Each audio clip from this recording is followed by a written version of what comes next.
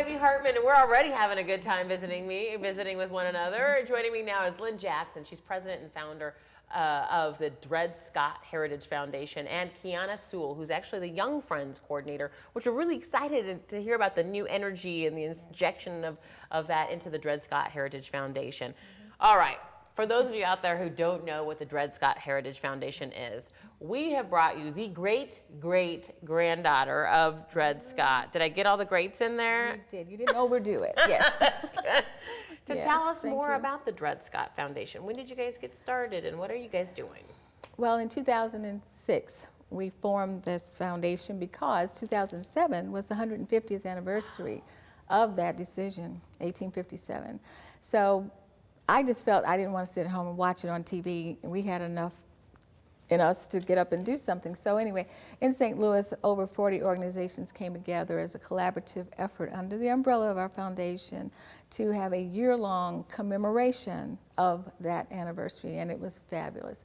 It included the National Park Service, Washington University, even East St. Louis High School was involved. We ended the year with an incredible gala dinner. It was fabulous, and it was just an awakening to who this couple, Dred and Harriet, his wife, were, and the impact of what their case did to our nation to keep it from being a slave-holding state to one where people were able to be free.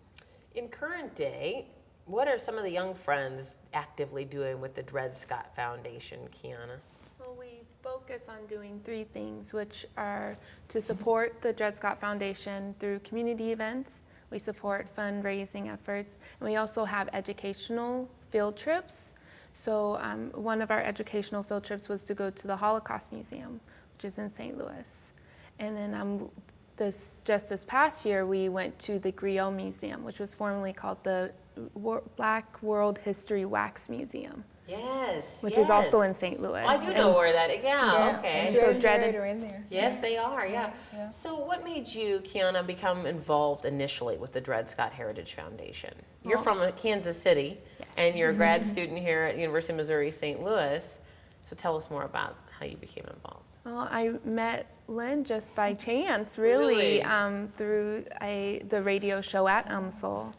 And when she told me about it, I was like, I'd love to help if there's something for me to do, and there are things for me to do. So she's been amazing. She really has. She is one reliable young lady. I want to say that to the whole world. She's fabulous. And yeah, it was amazing because we had a radio show there. I was actually a co-host on one of the programs, and the host, Steve Engelmeyer, who's a really big fan, we thank you, Steve, and he introduced us, and she has just been faithful ever since. Yeah. Very fortuitous. That's awesome. Yeah. So, you know, we've got a big event coming up that we want people to be able to be aware of and to attend. Exactly. We want you to come. And so that's coming up this weekend. It highlights the life of Paul Robeson. So Paul Robeson was kind of what you described to me earlier. African-American Renaissance man. Yeah, he was very talented and very skilled in many ways. And, you know, we'll talk about him a little bit more, but he is someone that we probably don't know the history of his struggle as well as his major accomplishments. And that's part of what we do. Dred Scott Heritage Foundation is about commemoration, education, and reconciliation. And with our new statue of Dred and Harriet down at the old courthouse, we don't want to forget, that was a major accomplishment for us to get that up. And we're still having fundraisers to help pay it off, but it stands. And so this benefit that we're going to talk about is also to help support that as well. So what are some of the other things? I know that you mentioned to me that you're actually doing a big speaking tour. You're going around talking about Dred Scott and the significance. And I mentioned to you off camera that even I knew of the Dred Scott trials and tribulations and things like that was going on and how that really kicked off the Civil War. But I didn't realize it all started in St. Louis. That's right. Dred and Harriet both filed for their freedom. She had her own petition and sued the courts separate from him. They just happened to do it on the same day.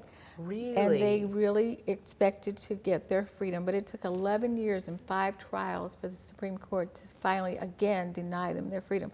They did win it once in the court downtown, the second trial, but it was immediately appealed. But because of the longevity of the case and the fact that it ended up in the Supreme Court, it made it just a lot more important to us. And really changed the course of our nation. Ultimately, it did. And then just let's revisit a little bit of Dred and Harriet's life, because they died shortly after. Well, not exactly. Not exactly? Right, yeah, okay. He died 18 months later. Okay. All right, which is shortly after. But Right. she lived another 18 years. Oh, how wonderful. So Right. it is a little Yeah, bit. and their more. daughters lived into St. Louis. Obviously, we're here, but only one person had children down through my grandfather, who had 7. And then we found out that the youngest daughter lived to be 99 years old. Amazing. Yeah, so she saw a lot.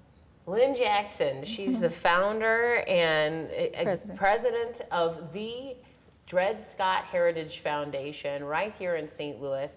They've got a fundraising event that's coming up this weekend. We're going to tell you all about it. It's going to be a show not to be missed. But I want to remind you to keep up with STL TV and all of the great events going on around St. Louis by friending us on Facebook, following us on Twitter, and you could subscribe to our YouTube channel. You can always watch us streaming live on stltv.net. As a matter of fact, ladies, that's how everybody else will know where to watch you and when, is on that Facebook and Twitter and all that.